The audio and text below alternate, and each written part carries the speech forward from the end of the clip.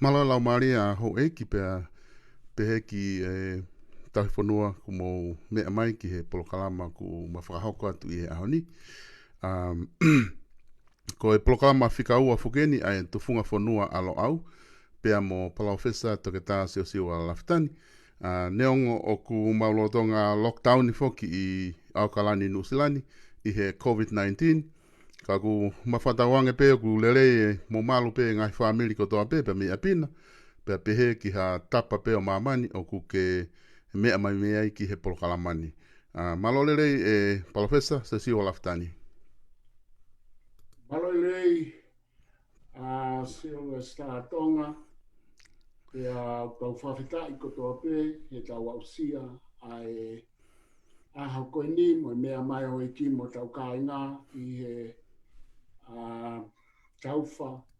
Pea mo mahak whaau au tō i he kolope. O ko whamarumaru atu i he talamaru o e whanua mo lotu. Pea mo e ako. O ko whamaro atu ki he VPON i he keima o whangamari ke hoko atu ai tau polokalama atu TUFUNGAFONUA. Ki mua ke ta hoko atu Tonga. Ia.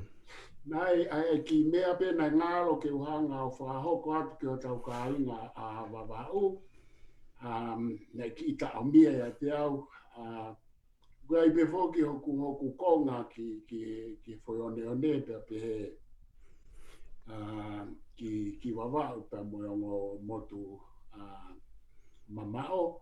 Ka kou whaamu pe koe ngā koe tau TV koe ni ai whatawhata mā whanā ke atu pe hoku Konga wawau ke mea mai kai ai hou iki.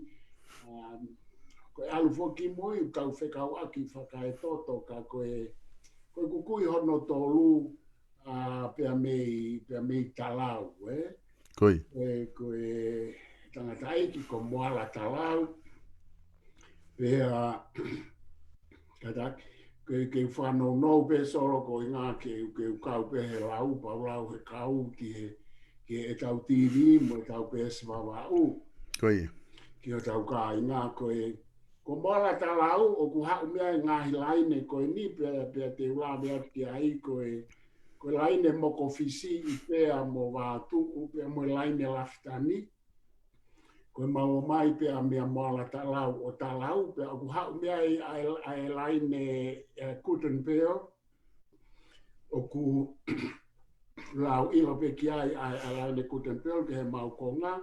Pea pehe ki laine whainga a koe nau hau mo nau tolu mea moala talau me talau pea mo mau tolu pea pehe foki ki he laine ki he Konga o laine manu koe inei a fu koe whainga a koe kuten peo koe laine te au pā o alo te au pā alo ai ki malapo koe ni hau mo e laine koe ia pea mea moala talau pea mo laine Lafitani mo e moko fisi ku ngo i rewa tai mini e Tonga ku kakato rewa i ta polokalama. Koi. Ke mea mai peka ai ngā olu kālala. O kui ai hoto konga wawa, koe ke fuma maa, o pito koe kui hono tolu. Koi. Ka kou whafoke atika te koe mao. Iyo, malo o pito e Palofesa Lafitani. Ko tui ko yongongo lere ia ki he kainga wawa upea mo e whatawhata mawhana ai ki i talateu ko ia ko ki hanga. O mai ke mahino ke he kainga ko e polokalama ko ni ko oku ai beta toton ke ta polokalama mai kainga pe mo Tonga ko toa pe. Kai hange ko ina ta talateu ake he ta polokalama ulaki i he wike kua osi. Na ta lawe foki ki he koe wakai tau ataina mi he tawhaaki ai ako, ki he tuunga whakapolitikare ko ia o kuiai aho tau whanua, ta tau te whito ki he tufunga whanua na whakahoko i he wāwhi hongo fulu, pea moe ngahi pureanga me ai o au mai ki he ahoni, kana e lava pe na e o atu pe foki na ta posted pe si ai ngahi whakamatala mo e pui tu a ta taha peo alu au kia lo au mo klasiko ia hau ai ka tupo uluaki, aia koe ka kotu i he wikeni te ta hoko atu i he wikeni kotu ka pau guai ha hotau kainga koe na ke na ulawa mea ki he talateu me whakawai mahu inga koe na ki whakahoko i he wike ko osi O koutui o ku ihe pesiko ni na viponi porque lo au pe koe pesiko ni kulupu awawau o ku iai katoa pe ai posi koe ame whamatala e lape ke toki e foki o lau kongai ko inga he ta whakua ka kou kore e Palofesa ke ta hoko atu mua i he wikeni na ke osi labe koe o au ke tufunga fonua ke he na ki labe ki he paloparema o tufunga fonua pe mo e whaunga pena ke lawe marewa whakatata aki ai whakapāti. Ai koe konga na tangata i koe ihe tapokama uluaki. Ka koe, ko kore i he ahoni ke whewhe mua ke katak whamoremori ka ke hanga mua o ki lawe mai ke Temokalati, ki lahi ka kai ku nau tohi mai, koe nau whea ilo he nau lau ko e polokala mahi konga uluaki, o ku nau whea maonge ke nau sio pe ke Temokalati he ku hono mahu inga koe Temokalati, na e hau me whea Temokalati pa moe. Pa mo uia kuku ui koe kakai, what is democracy? Koe hae ni mahu inga ki Tonga. Ke i kamata mai muai ka pau lawa ke i whakahoko maha o lawe ki he Temokalati, pa te toki hoko tuai pe ai. Koe whakaukau whoki o Temokalati hange mea i hoiki mo tau kāinga. Ko ne kamata mahino, koe kamata mi karisi. Koi.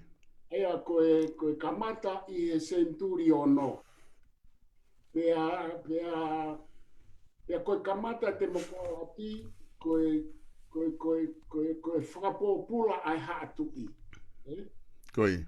Koe whakatiki tato ai haatui. Koa ki. Koe whika wā, koe whakatiki tato mo e whakapōpula ai ngahi o tua o karisi. Koi. Hange kau nai o tua mo tangata ai whonua koe ni e nau. Hame tatau mo tau tolu i tau au ki o nao. Pea koe poini hono tolu, koe whakapōpula mo e whakatiki tato ai hou eiki. Ai aristocracy. Koi. Aristocracy. Aristocrats po koe aristocracy. Koi. Ia koe foi kulupu ia e tolu, pea whika wha atu koe kau pisinisi.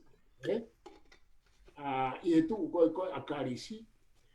Pea na e uhina ai mapuna ai Temokalati e Tonga. Koe foi rea, koe whakapōpula, pea mo e whakatiki tato. Koi. Pea ai foi kulupu la he tolu koe ni. Pea kana e mapuna ai tangata uluaki, koe tangata ko soloni. Koi. Koe tangata ia na ne kamata whakawae ai whakakaukau. I he malu o e whakakaukau na ne hanga o toho mai me he kau filosefa kalisi o e centuriono. Koi. Pea mai kau e tangata koe ko Heraclitus. E tangata kau ia kau fuafua filosefa, e sila ise we si temo karisi, na ea ni ngahi whakaukau na e nani hanga o sia. Koe foi ngau e pe ia, kana ngau e whakahaa ia a karisi ia. Koi. E kamata, he na nofo whakahaa. Koe nofo a mamani katoa, mamani katoa na nofo whakahaa. Koi. Koe whaunga whakasosiare ia i he kamata e foi UNESCO ni, pea ku aspe ia he tohi tapu me he ne kamata koe fu haa e tahaua, e tohi tapu. Koi. Te tau wō ki he whanua kotoa, tau wō ki Skotlani, o ku kei Māupe, u haa Skotlani. Te tau wō ki Ailani, kei Māupe. Te tau wō ki Inlani, koe u haa. Tau wō ki Whalanise, koe u haa. Tau wō ki Whē, tau wō ki Hake Lotolo. Ka tau whoki mai, koe Temokalati na kamata ia whakahaa. Pea aluhake, pea aluhifo. Koi. Pea nau olake ke nau whakaukau ke nau whili e tu i. Pea nau ohake e nau konistu tone. Pea nau ke ai. Koi. Pea nau ke he konistu tone. Pea nau ke he whili e tu i. Pea movete u tu i. Nau pehe whakapōpula e hatu i. Pea kai tolonga mai pe ngahi otua. E ne hau pe. O au mai o au ke foi kuonga. Arifo mea soloni ke tangata ko Claspines. Ko tufunga fonua eni solo e Tonga ko tānoa kia. Kana e poupoi mo whakauri ki nau tolu e he kau filosefa. He koe Temokalati koe whau e he kau filosefa. Ka pau he kai ke kau ha filosefa I hono whakauri, mo hono whakatuotuani, mo hono tufungai ha Temokalati, ka koe Temokalati ta e mahino I hange ko mea ko ne hoko I Tonga. Ko Tonga, ko ngahi fonua ko he Pasifiki, na kai kia hanau whainga maari e ke nau whakakau Tonga. Ki he mea ke whai hongau tolu, he na e tāpuni honau ngutu, ua whakatapu, e he pure anga, na nau pure I he colonial power ai wesite. Ko tāpuni ngutu, furi ki te nau system motua, o whakatemokalati mo whakapati. Kai kia hanau whiri e taha. O Tonga pe, ai ne tawataina, whatu e tupo uaki, ai konistu tone, nai makatuunga I he ngahi keto I whakaukau whakatemokalati. Wai ngahi keto I whakaukau whakatawataina. Nai tau hao mea pure whakakolonia, he koe tau konistu tone ko ia, na e pāsia me he League of Nations ai pure anga whatahataha mamani ka he aho ko ia he nā tau pāsi ko uhinga ene kai ki kolonia ai tau tolo Britania. He koe haa whehui. Ai ai pure anga whatui, na ia Westminster, ko Westminster Britania na e pāsia he League of Nations, na ia me ute whito I whakaukau e tawatai, na he konistu tone, ko te huke ake beta o konistu tone, ko ute whito I whakaukau ko, o e tau atai nā mo e Temokalati na e osi whao ai. Ai koe mei karisi, ai koe mei Britania, ai koe mei Amerika, ai koe mei Wharanise o ku osi loto. Ka, na e ikai ke omi kakato, e tupo uruaki, he nā ane hangai a whao e whakaunga ke makatuunga I he haa kalatosi. I he kāinga kalatosi, ka au ikai koe Temokalatosi. Whiunga pe ia mo Wharanise, whiunga pe ia mo Amerika. Ko Britania, oku ikai ke Temokalatosi. Oku pure anga whakatu, oku pure anga whakai clan, oku haa kalatosi a Britania. Oku ke huke hake koa Britania historia mo mea papei. Republic of Britain. Oku ke huke akita form of government papei. Koe democratic form of government. Ikai. Ko te hukei hake koe Kingdom of Britain. The Kingdom of Britain, o kuiai ai Westminster, palasi ko ia, pe a koe rewa hono Konga, o kuiai wharearea, o ku whakatemokalati. O ku makatuunga ia, ai temokalati ko ia, I e nau haa system e Tonga. Ko uhinga ia o ku nau whare uai. O ku ia I he mala e politika koe Canberra Legislature, koe whare area o ku ia ai Upper House mo Lower House. Koe Canberra Legislature, Canberraism, hono ui.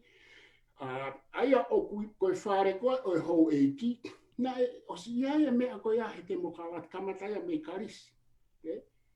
O whoki karisi. Koe apa mo loa, mo toi whare o tolu aki, multi-camera legislatures, na o si kamatai mei karisi. Koe whare tau potu ki o lunga karisi, pe koe Upper House na ui ko ekeresi. Ere mo assembly, koe assembly, koe fu whare area lahi a koe a karisi. Ere mo foi section e taho whai ai whamau, aia o kutoe huka mai moia ki assembly. Pe koe rewa ekeresia. Ko ekeresia, koe whiriwhiri maia ai kautangata eiki matu o tua poto, pe mo kautangata eiki matu o tua o e fonua. Sika tau kata whoki mai ki Temokalati.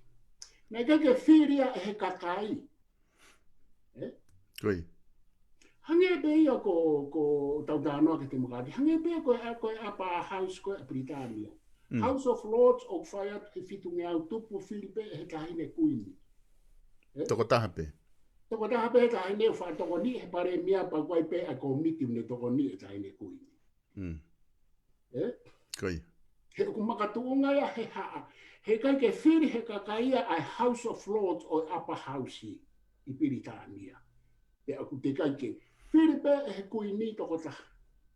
Mea ko ni kou whainga koe tonga he fwoi tae mahino ko ia, ke whiri e tau tolu ai hau ki nope.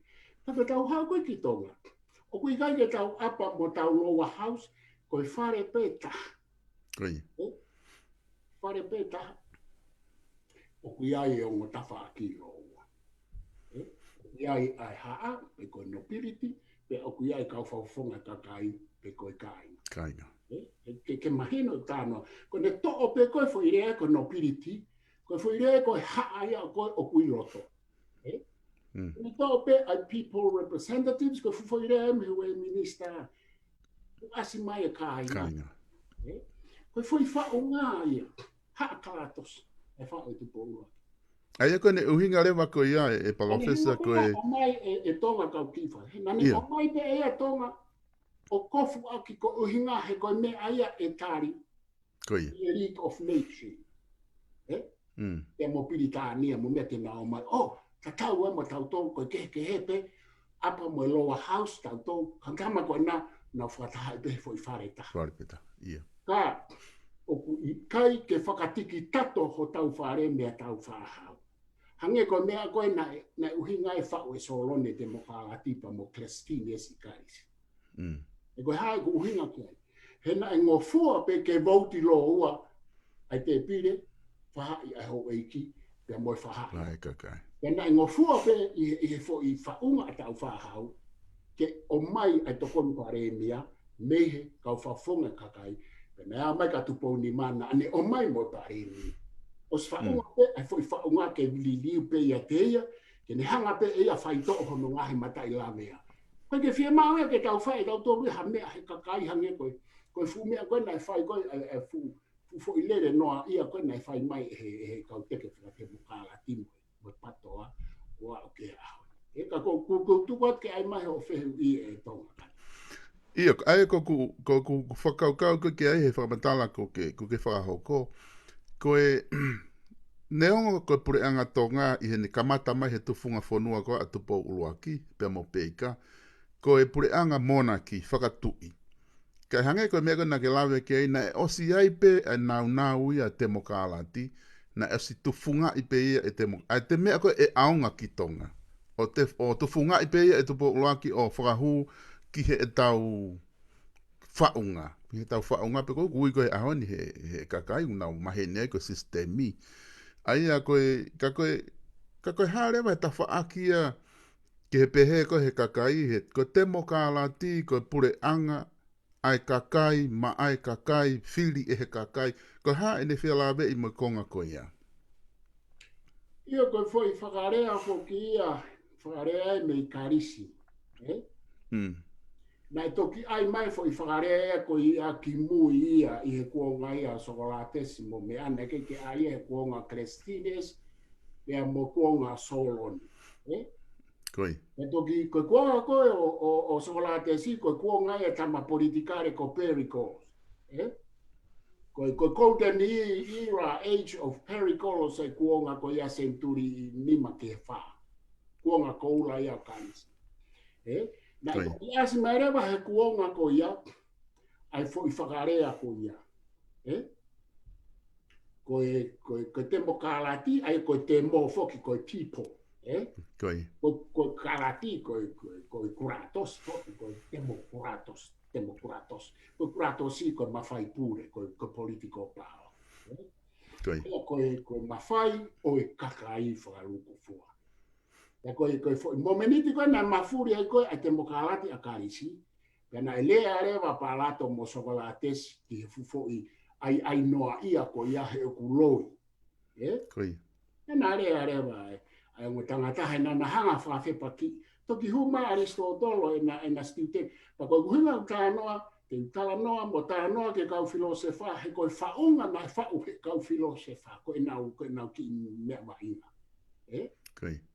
Na ai ka filosofa na na po ke ai ka filosofa na na fa fe pa ke o a ke ko to ko la ta ka filosofa ko ai lo pe na na po na do ke pure nga fa tu Kai.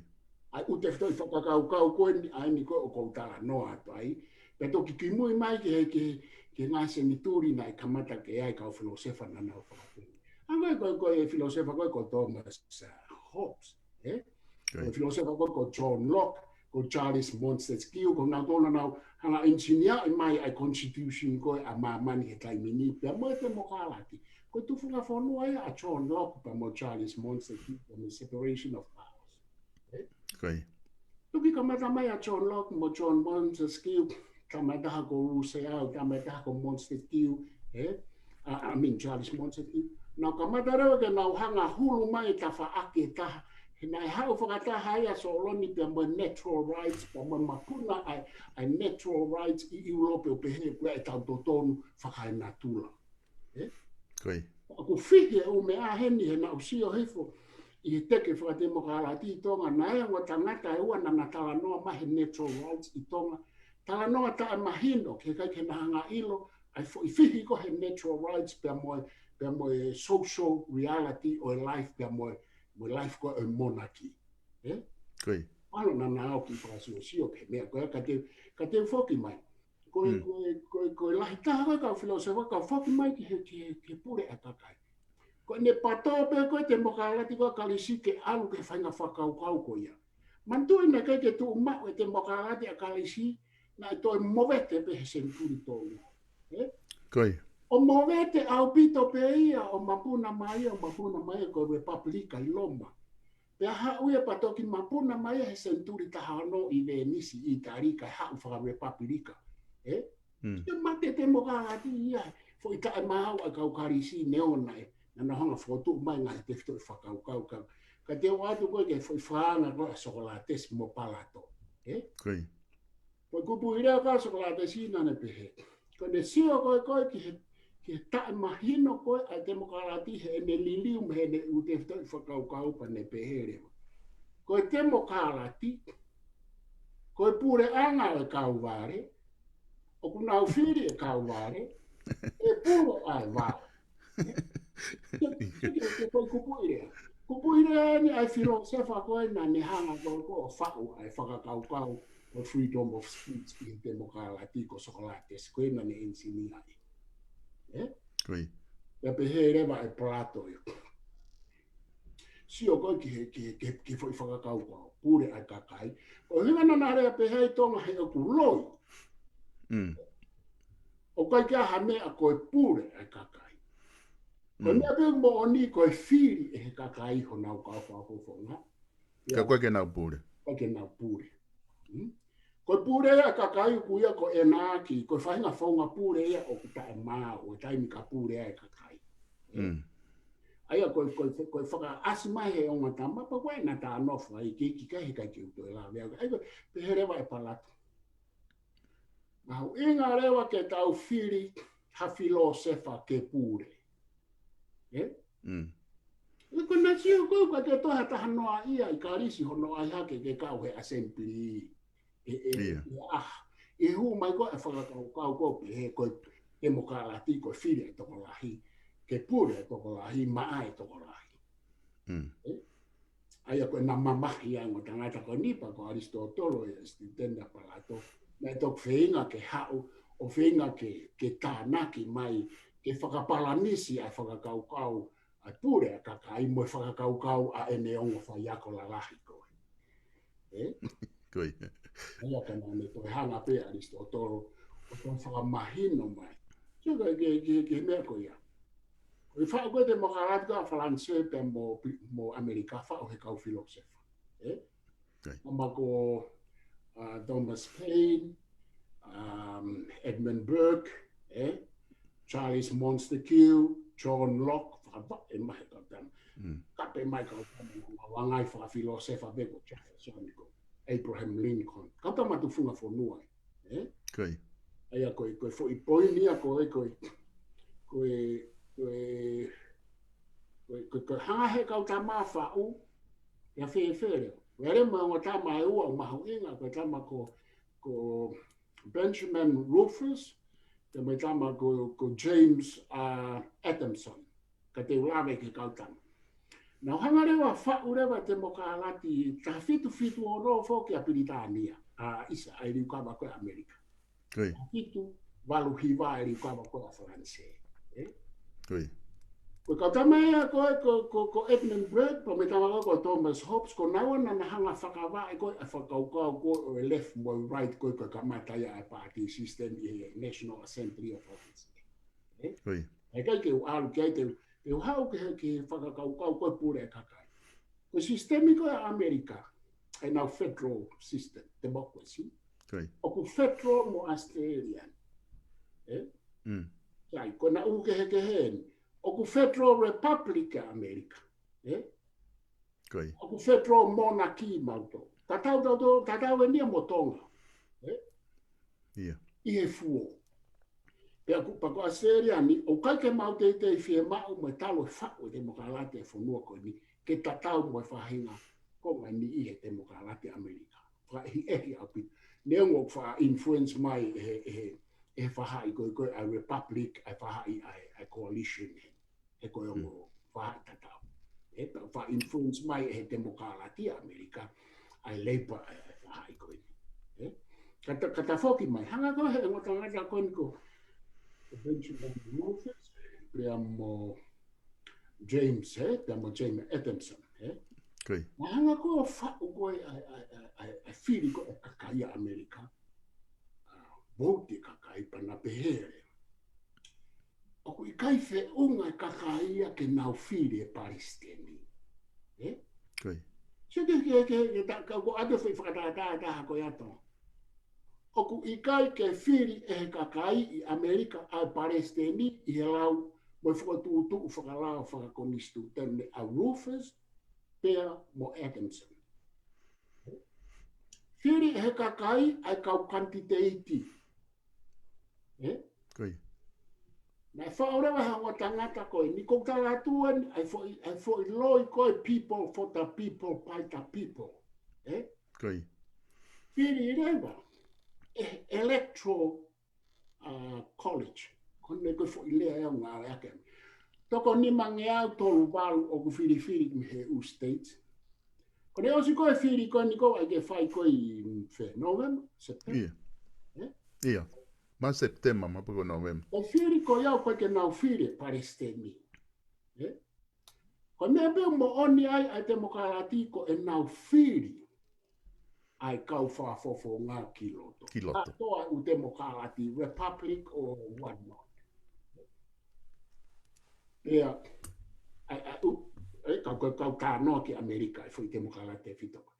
Hangarewa he ongo tangata, o na whiri rewa e na ua ai fo I electoral, toko ni mangi au ni mato, ni mangi au tolu wā. Ka pau rewa hea o ua ngau whitu noa ai fo I mehe fo I electoral college, ai toko lahi kua o ua ngau whitu noa e nau whiri I a Trump mo Joe Biden. Ko tamai te nau whiri o Palestini ko ni ko fo I electoral college. Ka koe whehu I fo ki nai whaina pe e Rufus, pea mo Adamson, koe hā mea koe ke whiri e pehe kakai e Palestini. I he taimi koe o general election. Na koe tāri koe angwa tangata ai koe o whai oki he kone stu tone mona. He kui kai whe unga kakai ke nau whiri e taki I he Temokalati a Amerika. O ku whe unga kakai ke nau vauti nau tolu ki loto ki he whare. O ku whie maurewa ai kau matau whare. E maorewa ai kau ata mai matuituiang he ngai malae ke nau hanga o whiri e Palestini. Pea whiri rewa e he kau whafafonga nai whiri ki roto ai nau senato. Koi whiri ko he kakai ai aloto ai kautaki o ku hala whakalo sikaia. He o ku whiri e kakai ai huki loto pea whiri e loto, pea mo electoral college, ai senato. So ki, whiri he kakai ai kau whafofonga, isiu kehe. Whiri he kau whafofonga ai senato, isiu kehe. O koe ke tatau ia. Whiri rewa Electoral College, ai paresteni, to isiu kehe moi. Kehe me he whalosika, kehe me he. Kai rewa upure anga ia koe nau upper house, ku whiria senyare, paresteni. Whiria paresteni, whiria ko wana senyare, hange ko nusila mo asteria. Ka ko nusila foki o whare peta. Ko nusila na whare ua. Nai nau upper house e nau kamatamu e nau lower house. Pea nau hanga veteki o. Tata no sila e mai whanua koe ko sue tēni. Na nau hanga tāpuni e nau upper house ka nau ahurifo pēwho i whare. Aia koe whanua ko no way nai toi pehe mo ia ki muini o tāpuni ka nau ahurifo i whare. Ko Tonga, nai kai ke toi aia experimenti pehe e ki pou uaki. Nanga peo ai ke hoa, ai Westminster system, mo ngahi te whitoi whakaukau e Temokalati, ke o mai ia, o whakamari i moe whaunga haa moe kāinga, pa nau lawa rewa alu i rei. Pea whaure moe fo i system i hange koe fo i form of government, pe koe hanga e tua whare area moe kabineti, moe whiri whatolahi, ke lawa ke nau alu whakata. E te nau tok whare rei pe, ai fufo i misi ni ia, i loto pe ia te ia.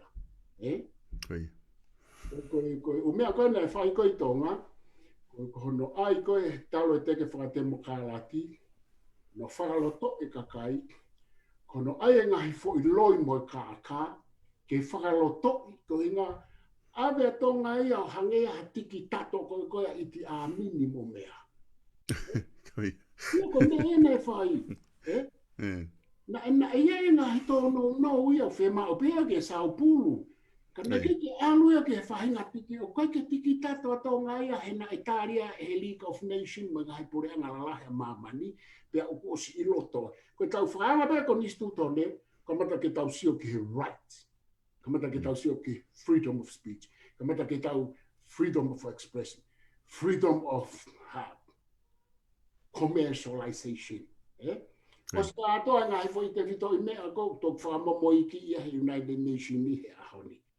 Pena e very careful au pito tau whahau ke oua e unu mai ai Temokalati si kai to'o mai a hono ngahi fo i te whito i whakakaukau mahu inga wa maman lahi o rohi mai e fo i rea ia kou whanau e ake. Kuhinga poki Palofesa ke ta ki unu mai a honi ki he democracy koe ka venga pele ngesi eni i he tuunga whapolitikare. Ka pau he kai ke mahino ki he kakai e whonu. Kia ki tau tole kakai e whonua, whakaluka fua. Ai mahu inga o Temokalati mo ngahi uhinga ko. He kwai ni ihi au kunau nofo pena tolo pipiki he pure ai kakai, whiri e he kakai, pure anga ai kakai. Pea ko taimi ko koe, hange koe mea koe na ke lawe ki a Aristotle mo Plato mo mea. Koe, na nau si o lalo ki he kakai na nau pehe ai koe pure anga ai vare, whiri e he vare. Koe whainga rea ko whatu uta maki au pito ia. Ki he ahoni ka pau te tau whakahoa, e pe seong mousuange ki ai, ki he si o lalo mai ka moutolu, tala mai koe pure anga ai vare, whiri e he vare mo ha. O whatu uta maki au pito ai whahinga definition ko ia ke ngau e aki, tato te whito i he mea whapolitikare. Ka koe tasio koe ki ai Palofesa koe Temokalati. O whiha Temokalati. Ko hae ai mea aonga ki Tonga he Temokalati. Ko whi Temokalati o whi unga mo Tonga. Ko Temokalati ko whi unga mo Tonga, ai pe koe ne os wha a koe ke ko ni stuto nei.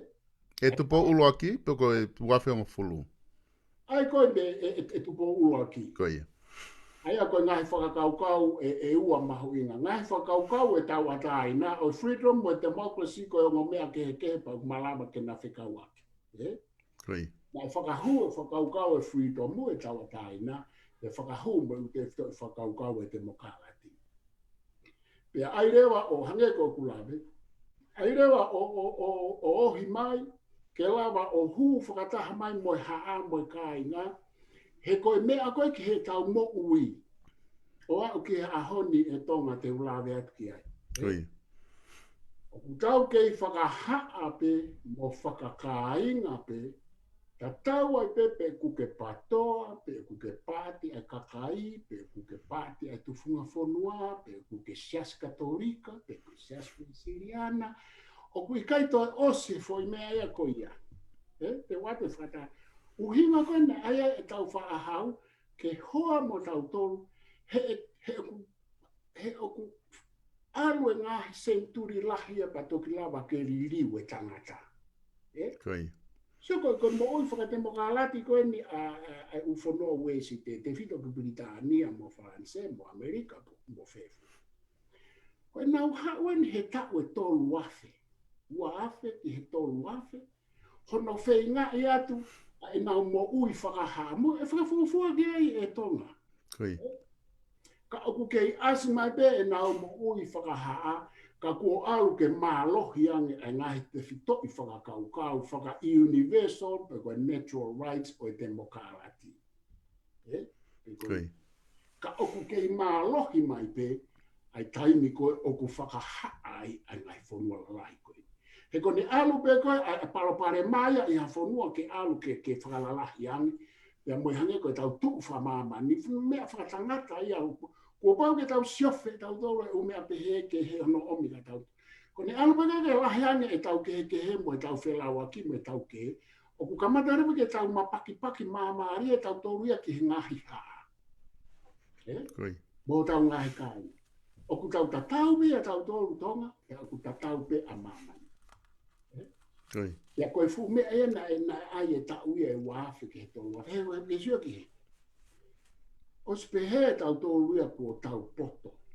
Ospehe tau tōruia te tau lava, tau tōruia whiri e tau pare mia pe ake tō lahe tau kau whawhonga. So foi mea whokea ko aki menia ko tā mai ko Temokalati mo nia. Mea koe ne ai koe wāwhenga. Ospehe tau tōruia ko tau kake toi whiri mānako tau tō. Ospehe tau tōruia e hanga e koe ho tau ata mai. Kako e tau tōonga mo ui. O ku kau kei tōonga whakakainga pe whakaha. Seke kehe e tau pehe, ko ngā whoke he nai whakaloto me he kamata e Temokalati, ku tau osmatu o tua pe kua mahino e Temokalati pa kua hapo hoa. E loi taimi koe nai lere mai koe e fu whaunga koe e patoa. E mea koe ni na hawa e whaunga o ha whahinga pāti pe. E toki ai e polo kalama ki mo. He ko no ko nofo ka me lo au pe ke toi pure halaine o hataha ke te au mo fe ha au hau ki ai mo fe kainga o hau ki hau mi.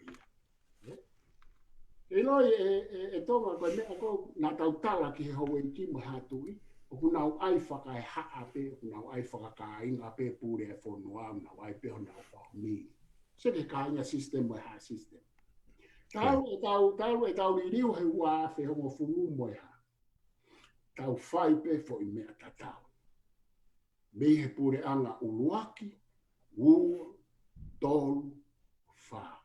Koe tō peke o hangawea lau ate kabineti ko tō pe mo nau whekau aki whakai wha miri. Koi.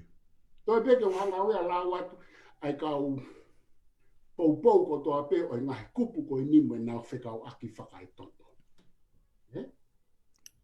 Aia, na mo se hanga e au ai Tonga. Ka pau koe ke tau la koe uhinga e koe tau whahau koe ke tau ai pe ai haakarato si he toki ai e kuonga ke tau malawa ke tau alu ke Temokalati si. Koi. Ka ko tau tolu foki na tau tae na na tau aruatu ke whaoa. Tena ke whinangalo koe pehe koe foi mea koe. Koe whinangalo o tu pou nima ke tau ririu whaka Temokalati. Foi loia tata. Na ke whinangalo e tā mahaia ki ai. Na e mui ia ki he foi whaunga, na o si whau e tupo uaki mo e ne iki mo tau whahau, ke tau vilo pe i loto kai whai pe whakarere i he foi sistemi. Koi. Ko hai uhinga na ne whakangofua. Ko uhinga he nā tauanga i manu ke tui. Nā tauanga i manu ko foi re ai. E ki te ira fui. Ko tonga koe pūluhi koe atu pou whaa, na tawanga i manu, na anga i manu e ka kai Tonga i New Zealand ki ai. Na anga i manu e ka kai Tonga ki hatu i, na anga i manu ka piro reo. Koe ha mea nai hoko, Kai ko pehato ke tifeni na to. Ko hamena e hokomia na to lu e Tonga. Na whakalongo. Koi. Na whakalongo pe na ke na ore ako. Pa koe talo ka mata ai pato koe tau siuki. O kui ai ha Temokalati pehe. Koe Temokalati e nei tuu kia a te nisi ke tau ai e tau kape mo me a koe foi mea anga mahen. Ke tau ai e tau hanga taaki ha ta talo ka mata mu men patoa. O kui kai ko ha Temokalati e koe uhinga ia koe. Hei kai ke pou e halo au. Ai mu meni ko ia. Mua whainga whakaukau e whai me hua te ngofu. Hena e whakawae aki ai mea hala. Pea kua holofa fu sistemiko ia he koe fu mea ne ka matahala. Mai tunga he loi mai kaka. Koi. Pea koe kutala noa atu. Koe kua whina ngalo ia tu pou nima ke whahariri wikai. Ko e tau hanga o ta anana iki nao tau. Hei kai ke tu maha tu ia ke to e tau mai kakai he nai os whai e tu pou nim, e tu pou uaki e fufo i tau whakatumu ko ia. Foi whakatumu langi ko ia. Pea koe foi whaunga ia, whihi au pito ia. Ka aku whamau i pe helo au ia i he mea ko tau au kia he aho ni koe palaku i he palaku ange whau. Koi. Ai lewa koe ne tuu ko ia, koe ngana ki lawe foki o ke whakatata aki ai movement i koe ai pātoa. Nai ai hao whelawe i na ke kau he taimina e kamata i ai whainga movement koe ni ki mua i Tonga he taimi ko a te nisi pia mo futa he lu a tapu pe moia kone si malolo nai aha o whainga whelawe i moina aha o ilo lahi ki kamata anga o whainga movement koe ni. Ko au nā ku keisi i au i he walu ngofuru tupu na hua taki a te nisi he walu nima. Koi. Hua to au ia o kutongo ange ai kau kumi whare i mo kumi whakamama Temokalati ki a te nisi. Pahi au he sio ai anau tolu he walu nima, walu ono, ke whito ka akirismo ki nau tolu ka atoa na nau. Kai mana tu i foki e Tonga. Talu ai foki a futa mo e ne whai a ko i eia Temokalati. Koe kau lau Temokalati ko toa koe ni koe kau na e tamana ne pehe, na e minista, iyo mo ni pehe, na ni ko ene whakakau ki he Temokalati. Kana nau whakalongo ko toa pehe fonua. Koi. Ko futa pehe ne whoke atu he tahiwa ono mo ene whai a ko i he Temokalati i ate nisi. Me he kamata, mohono to'onga ki loto, mohono to'onga ki tua, o a mai ke wa foki hua toa he wa ngofuru pa mo to ki hua mo to ki high school. Ko a te nisi pe tahana e whauai ai lau maarie o e Temokalati, pe whauai mo e lau maarie o e anga whafonua, o lau arewa o sio a te nisi ki hano whihauaki mohono la lama. Koi. Ikai i he uhinga koe ni more au pito na ikai ke au pehe whakaukau. Ikai ke kau tala no au ke ho whehui he ko ho whehui mai ke te au. Koi. Aia, au mai ki he walu. Te ke whata anoa Temokalati. Whoirea koka Temokalati ke whata anoa ia ki ai Tonga. Walu. Kumi kātoa ha umea ai Tonga. Koe kia mea eme a se ha whoirea Temokalati. Koi. Koe tau wha osko mau tolu e mau PA, ko amna hanga whai ai lea koe e mau tau PA na. Nau whai i he rea whapaparangi, whai sone wha os he rea whakatonga. Koi. O haore wa oia teu e fwoi kawe inga. Pako taratuen ko e ku fuofua asi mai en ki he papiriki i he whakakaukau e Temokalati. Tuku kehe ange ngā au e pe a futa mo a te nisi e Temokalati. Koi.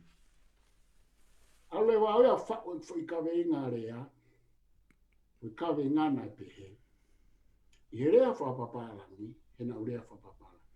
Ko liberal education determines democracy. Liberal education determines democracy. Ko iako tau atai nā me hanga o whakatupu mai e Temokalati. Tako iku fo i rea. Na e oho ware au pita o futa e au, nei keke whakawhia maare ka futa. He na e whia mau e futa ke ne hanga whakapaake fo i rea Temokalati ki he papiriki. i fonua. Koe. Ko ana ia uia o whakapaki e kurea. Koe. Io. Ia koe tōku whanonga ai fonuana e tātu o wha e kurea i he aho ko ia he nai fu'ou.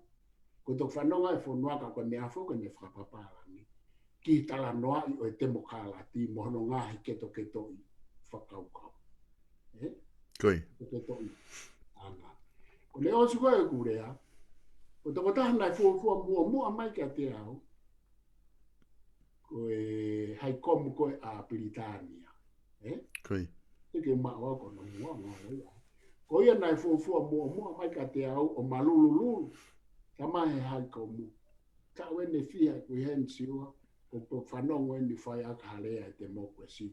Pa ko fia, pa ko pehena. Rea whaingata au te kai ke whaha tala noa. Ko tala noa pe nia mea koe a kere a kirisi o tala noa he taimi koe ake foi keke na e tofi mo whai hala, mo whai hia a kautaki. Koe. Me bena e nai fulahi ake tofi e pure angata, mo hau eiki mo tu ika si eki. Ko e foi keke a kirisi na lere mai foi. Si wese fia. Pea koe taimi a Tonga a kalafi, ke tala noa kalafi e Temokalati. O si pe koe e tā noa mai e hai kombu ka te au, e a koe whika ua mai ko akirisi. Koe. O akirisi o malululu, ko akirisi koe mau konga ki whakakai. Arewa akirisi o whika ua, arewa malululu ka mai akirisi ka te au koe, ko walu e. Siua, nea whakawhia a koe. Pea koe tau alu e ni tau alu arewa he Temokalati. Koe. Ko kamataya e ko feohi wāofi mo akirisi, ko feohi wāofi lahi a aku mo akirisi i he ku ke iako heni i he mesit whafonua, i he ku hau mo e ku aluatu, mo ne ave holo mautol mo Palofesa Akustina Mahena, Palofesa ina Tuku'au he whawat ke konferensi whatau a tenisi, ke maua o lea i he union moment, maua o pe mautolo whai ai lea koe hai ukoro. Koe. Pa koe ma wāo whia, pa ne hau e tolu ki hen, ka ne hau ma peo whetu taki. Me ko toke ngai mea ai te utara noa ki e ma wheohi. Ka koe mea na maaria i he ku wheohi mo i tangata koe ni. O ko hanga whaa ngai lahe ne ngā wehe a honi i polokalama koe ni mo i polokalama ki Tonga i he tūsite mo i tua pure nuru ke walu po i ni taha FM. Ai koe wike tolu i he wiko o si. O kuia koe haa lo au, pa kuire wairi koe tufunga fonua a lo au. Koe. Ia koe ku whakangai he whenga a kirismo e patoa. Ia koe e Tonga, o koe kai ka toki me aia. Koe. Koe taimi ko toa pena o whetau aki ai mo e tangata koe ni o kou whakapapa ki ai koe me peki o pare ni, koe taki o koe peki. Kana te kia taimi na ma whetau laki ai pia matala noa le lei koe matala na whehanga hangai. Hange peka te matau. Koe. Pea tiu toki la, mea tau ki ai hangai kaini. Koe ma foi whetau laki pe taha nei kai ke matalanga ai pa ma whihangai hange ka matau tā mate. Koe mau pe nolo he wafe taha whai Tonga Koe Uho mo toke tā so saia langi toto helu. Pea mo lau manu, pea mo akirisi he osi koe ai whiriwhare areana e whaike e kai mau tonu. Kaimi kou ngau alua koe ke whiriwhare mea nei. Kaimi koe ni nei kauaia. Koe. E lavu he kau kantiteiti koe. Koe taimia na ku toki tala noa ai mo akirisi pea i kai ke mawhehanga hangai, he mawhi tā noa he TV koe fuafua taimia. Koe. Koe toe u tala noa kehe a maua o au ki tala noa retio. Kana e hange homa wā maua ia koe whi ofa aki a ofato. Koe. Na makei wheohi pe he kua i homa toto. Koe. O ko whae tangata aki i he ku whae, i ta whaake e kamai o ko kamai aki. Ok. E uri ngai na mawa hauki ai, pe hau re vai, ka ko toi foki, o ku hae ta taimi o kei sai pe. Koe. Koe. Kei sai pe taimi.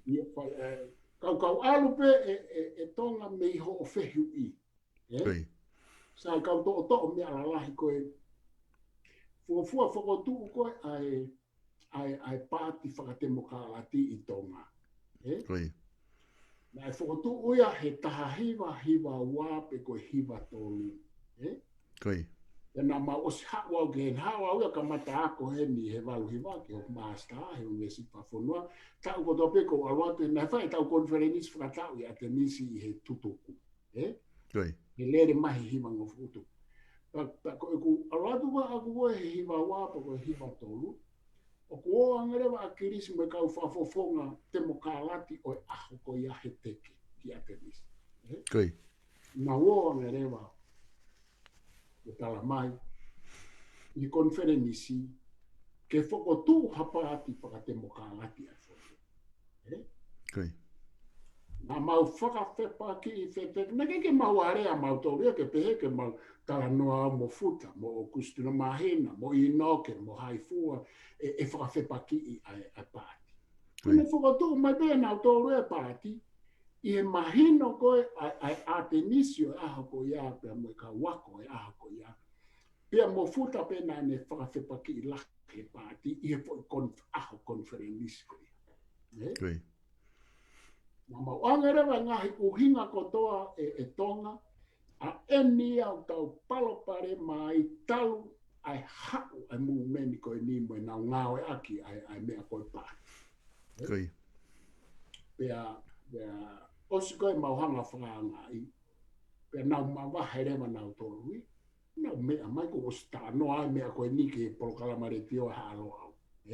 Koi. Nau mawahe rewa nau tōrui, kake toi whoka, ha teke whakaipatoa ia, a isa ai teke whakatemokalati ia ke konferenisi, i he kau whakafofonga whare area. Koi. Ko akirisi pena e whakafoki a ngeke, hena i lere e wike taha konferenisi. Koi. Mo whai pene viritai ono, anaia ke ai pāti mo mauhanga pe o whamahino ke ai uhinga ko e whakatuka make ke whonua. Okay. Osi peko ia pe mau whoki mai madou ki muri, na ona tō rea whakotu pāti Tonga.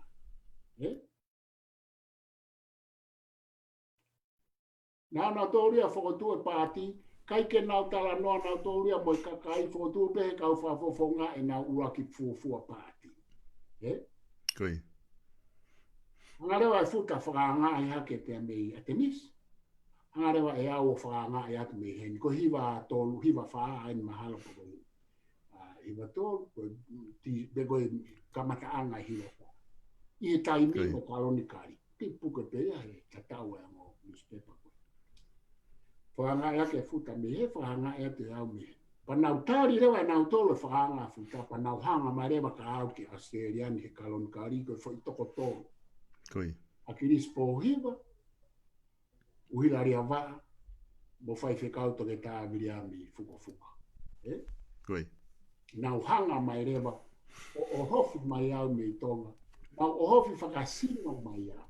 Pake ke te hanga whakaiti uti atu, e fu oho whakasino na nau whai mai ka te au. Koi.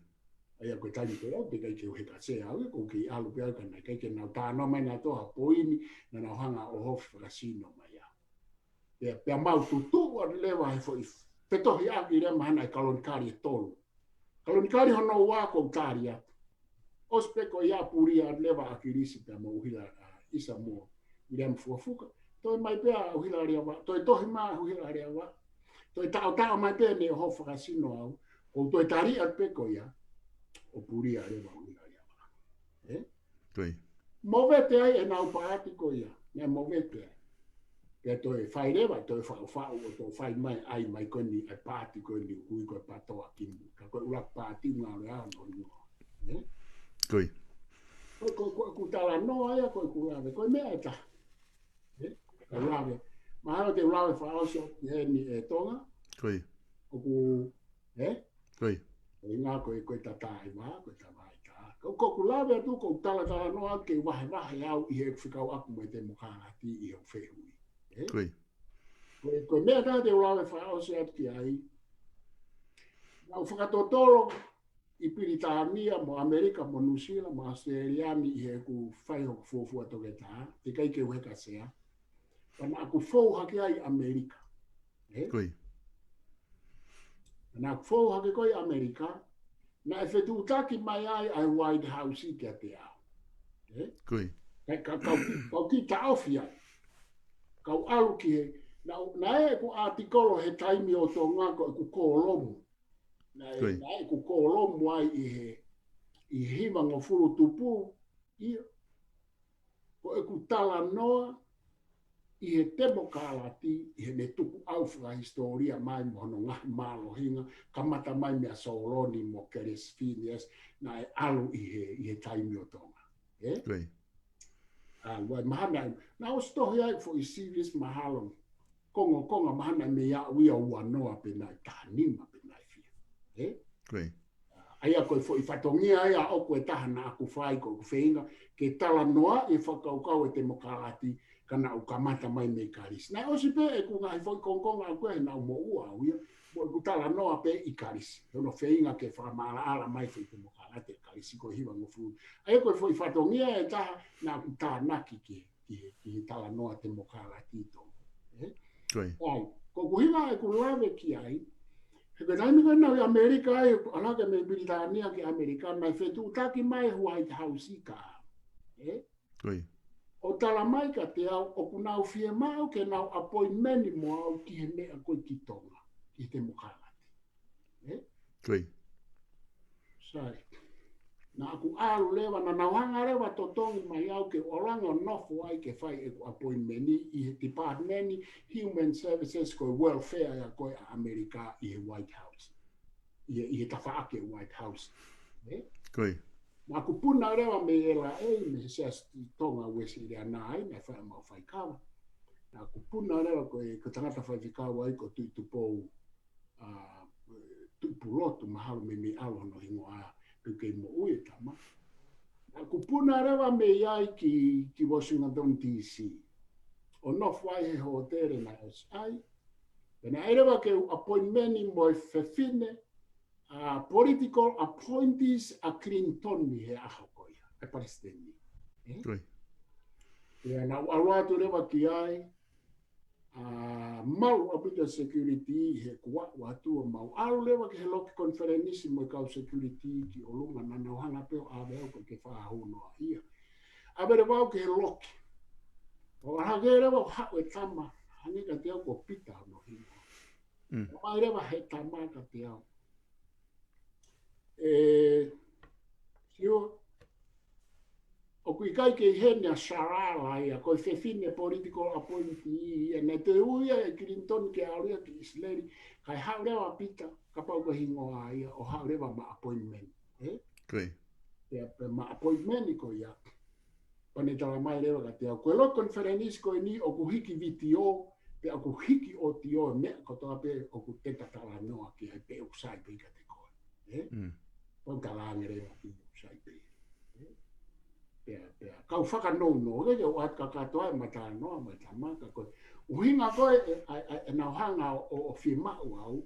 He ko nau pe he o artikolo ko he taimi Tonga i he kutala noa ki he Temokalati. Great. Ko me e ko na nau firma ko ke nau whaka whihu i mai ai. E anga e ko whaka kau ki tu a Temokalati mo e teke ko whai ko i Tonga. Great. Ka ke oate mata noa e Tonga te tu ka no dia ka koe ka koe mea koe te ki lawe atu ki ai ko mea maho inga na nau tala mai e taha nau alu moia ki Tonga o aianka akiris Great. o nau tala mai maho inga au pito a issue o human rights Great. I he maho inga ke whai kia ha tokanga ai teke te Temokalati kai ke nau lava kau noa hanga tonu anu tapu e lao whawaha pureanga. Great.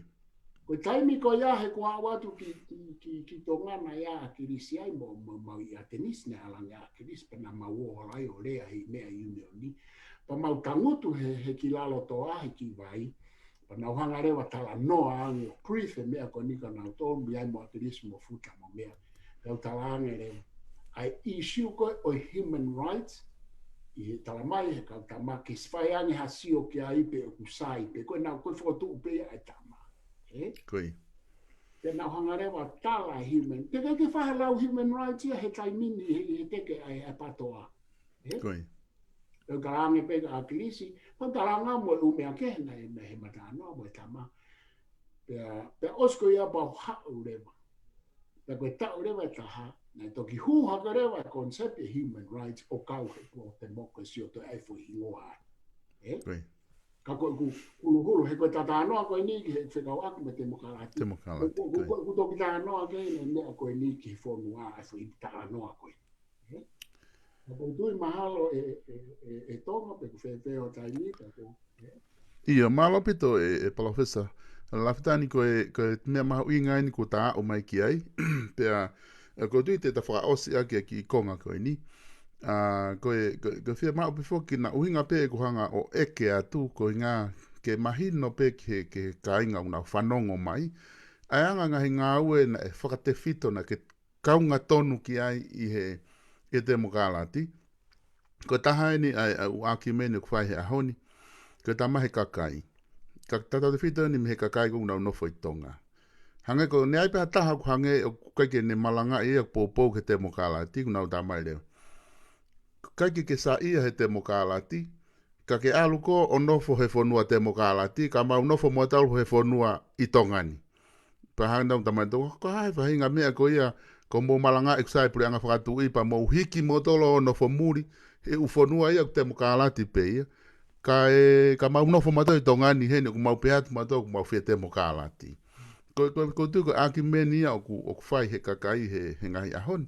Ko tu o ke mea i pe koe ngahi aki meni pe he ni o ku whai he social media. Ka koe konga ia ko whia mau ke ta whakaosi aki ke ki lawe no mai ki ai. Ko Monarchy mo Temokalati. Ko whe o si isi ia ngai corruption. Tala noa ko ke whai hala. Ka ki ta te tato hoko atu ke whai hala ke corruption mo ume ape he i he ngai mea koe ni ka hoko mai. Ka ta uhi ngā pe kono whakahoa koe upu he koe teke whako ni ea ke tala noa whoki Nusilani. Ki he popo i ke halatu koe mea mei Britania ina ambastoa lulule o se horea Temokalati ko Amerika na ke alu ke warehouse ko ngā whoko nau fia i he mahino ku tau ngā ue ke Temokalati. Ko tau si o koe ki he tau pure anga Monarchy pure anga whakatu i mo e pure anga Temokalati muri ni. Ko whea ai o whai ngofua pe lahi angai ai ke whai corruption. Pe kuna whakatau tatau pe. Koe konga uaki koe te utari mahau konga tolu ho whehui. Koi. Koe whehui mahau inga au pitoia. Koe konga uaki koe Australian pe hange ko ki motoru i Nusila. Koi. O kui kai ke Temokalati a Nusila mo Australia. Koi. Aia koe o kunau konga whaka Temokalati i e fuo o ku tatau pe eni mo Tonga. Mo Tonga. Koi. O kunau konga whaka Temokalati, o kunau konga whaka ure anga whakatui. Whakatui. Ka pau nau nofo Amerika koe fo i tala noa keheia. Koi. O nofo au he fonua o ku Repapirika whaka Temokalati. Aia mahala koe fo i mea whika uraki a koe ko whemau ke tari aki. Mea whika ua i keisi koe a aku o ko ngā aue hen pe o ko ngā aue i Tonga. Aia koe taimi koe o mai a e whehui ko ia ka te au e tonu he tawha ake taha he kou i hen. Koe toi tawha ake taha o kou toi mo ui pe au i Tonga. Ai. Ko hoko mai ki pehu e taha, ko whe o ku corruption lahi taha, pea tānaki ati ai, pea lava o faito'o. Ia. Ko fo mea ia, heku corruption ka atoa pe, usisi. Hawai ngā mea ia. Ka ku pauke ka kato koe, ai fo i kupu i rea, ko whe o ku corruption pe whaihia pea lava o faito'o. Koi. Sai koe ta alu pe ki ta haki ke ise Australiani. Whaihia lahi au pito ai e kau politician he mi. Koi. Ka koe uhinga ko sai whaunga o e upati, pea ko si maa opo e umea lahi o ku lawa rewa Tonga o faito'o. Koi. Ko Tonga,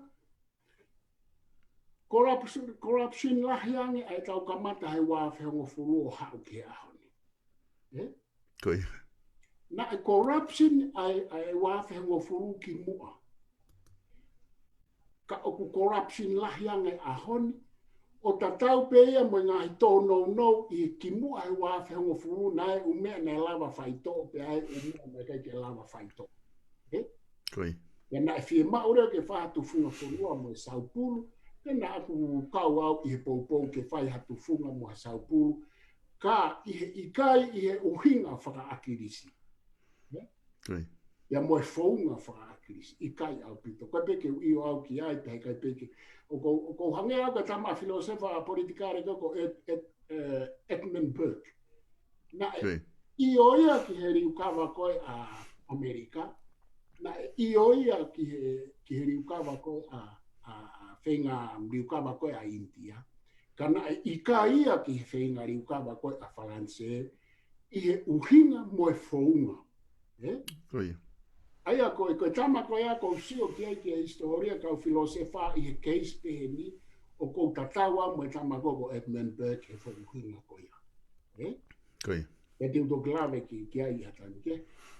Kau whoki mai, koe kimu a koe I he wāwhengo funu na ia e tōno no ai pēna I whiema. Ka koe poini e Tonga. Koi. A pauna I kai ke tau whakaloto I mo tau whenga ke loi mo tau mawahe a kirisia mo e mumeni mea futa mo e piko pō mo amana ki havea me he uwhakamama koe ai umea koe. Na nau hanga teke e kau tamaki tua ka nau alu pēr nau tolo au ke ahoni. Koi. Koe mau koe na nau whai, o ku toi lahi ange fo I mau koe ia he fo I mau na os whai ki mua I he wāwhi hongo furu. Koi. Ka koe tau tū rewa I tō ngā o kupe. Na I kai lava o faito'o lelei, umea na whiema o ke faito'o ki mua he wāwhi hongo furu. Koi. Pea I he wāwhi hongo furu ki he ahoni, o ku toi koviangi, he o ku I kai ke lava faito'o, ai umea na e toe mai mei mua, mo umea na e tupu hake ko e tau ai noa ia, ai mea koe party system, pea mo e fo I tufunga. Te tatoki alo atu ke umata mama whamana wahe o fo I tufunga he wāwhi hongo furu. Koi. Ia koe mea ia koe whai ai ho haa ai o au.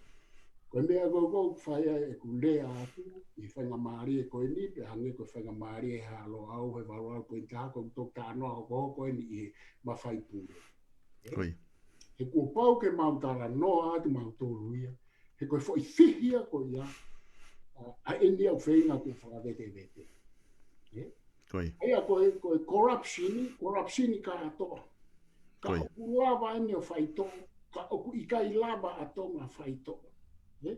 Na e whainga ke whaito'o a e tau corruption pe ko e tau ngā awe hala ke mawhai ki mua. Pea osko ia pa tau toi whotu e tau toru ia a u ngā awe hala ke mawhai. Koi. Ke koe urea, he kau ia Tonga, ngā awe ake mea koe urea. Ke taki aki ai fo I ngai parapare mai ia ki he fo I le volo ia o koe ke tau au tau tau ki ai. Koi. Koe tau tū koe a Tonga na e whakakonistu tone, koe keto I whakau, koe fo I fua e fo mo whakameni mo I whaunga haa mo mea, na e whakasivilise he na e tā.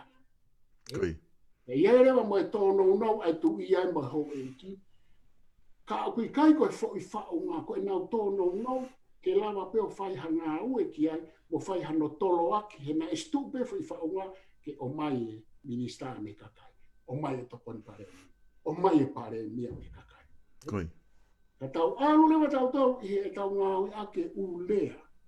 Ka ngāwe ake a language na maari e au pito mo fu mahau inga au pito no ngāwe ake risi. Ai ngāhi lea ke toho aki ake loto kakai. O awe rewa e tau paro pare mana e ngātahe, o awe ia ki he. Koi. Koi. Awe rewa ia ke tala koe whanua whakatiki tato. Koe whanua ta e konistu tone. Koe whanua moe ha. I koe ke pehe whanua ia I hono whaunga motua mo hono whaunga fo o mea eswai hono tufunga. A e ni a koe o ku whai atu ai tātānaki mo e mono ki ai. Koi. Koe fo I mea koe taha koe ko whie tānaki. Tau nofo koe tau tōku, tau nofo he uwhanua a Temokalati. Koe tau toko ni mo e tau o wha o ku mo u iai a Tonga. Koi. Pe koe haere a mai a Tonga ke oe ti tau kauangi. Pe koe haa na whaingare a mai tau nofo he ufonua koe ni. Tau te ai moe poini maho inga ai. Koe iwi o tau tolu, o ku uhinga ai e mo ui ai Temokalati a Tonga. He kui kai kia nau makatunga whaka ekonomika. Koe. E malo moe nau whanki business, malo moe whanki ngou e. Ka koe koe fo i mea maho inga a pia, ka koe le whoki mai ke hea whanga tuku. Koe te fito i whakakaukau, o ku mahu inga tatau pe ku ke nofo i whe. Koe. O koe koe i siuia pe ku ke nofo i Tonga, pe ku ke nofo i Muri, pe ku ke nofo i Temokalati. Seu tau nofo ka atua koe tim tau me toko lahi tatau pe tau nofo he ufonua. Konga whaka Temokalati, konga whaka Monarchy, pe koe konga whaka haa karatosi, konga whaka Monarchy. Tuku tehe tau nofo koe i Amerika, i Republika. Koe. Na kou tui te maharo e Tonga pe kou wofia te kala noa ke whehu i maho inga pito e kuke ai mai. Ko mea koe e whoki mai ka e tau kala noa, e tau nofo i whe, ka koe whakakaukau pe o lelei, pe o kui kari lelei. Ka paurewa o ku te whia ngā aue ki Tonga ki he mea u hoko ai. Ngā aue mo oni, ka kua paurewa ke te aru ki ai, ke te ngā aue. Nofo ai. Kai koe. Pa kui kai ke pehe ia te tau tai la wala whai atu me mue tau ngā aue. Malo pito e Palofesa Siosiua Lafitani, ko tui ko e lava ia e ta taimi ki he ahoni. Pea ko tui ko fu whakamatala lahi ku ki hanga o tuku mai ke vahe pea moe kāinga. Ko tui ko osi whiunga a noa peia ke whai ai ha whakaukau moha lau konga. Pea moha ako me iai, ka tau toki whoki mai ke he ta polokalama koia i he wike kahau. Pea ku whamalo lahi atu ai polokalamani. I he mau taimi pa mo whainga maari e koe ni ko ke whakaata mai ke whakahoko ai talanoa koe ni. Pea ku ta lava whoko o whakahoko ai talanoa koe ni, mga tuanga hanga lere ai kautaha South Pacific Loan. Pea mo e beautiful Tonga. Beautiful Tonga o pa mo e South Pacific Loan o kuna hanga lere ke na hanga o whakaata ai whainga maari e koe ni ke ta whakahoko ai ta series koe ni ke lava o wau lere ki he taimi e kakato ai. Koe whakawa e he wike ko osi, ko Temokalati he ahoni, wike kaha u ona ke tō ai, te mate whoki mai, pa mai Palofesa whakahoko atu ai konga hoko ia, i he tufunga fonua a alo au. Pea maloho mo mea mai pe mea pina, ka mo mea tato ki whelongo aki, i he wike kaha u. Malo bito o whai. Malo bito.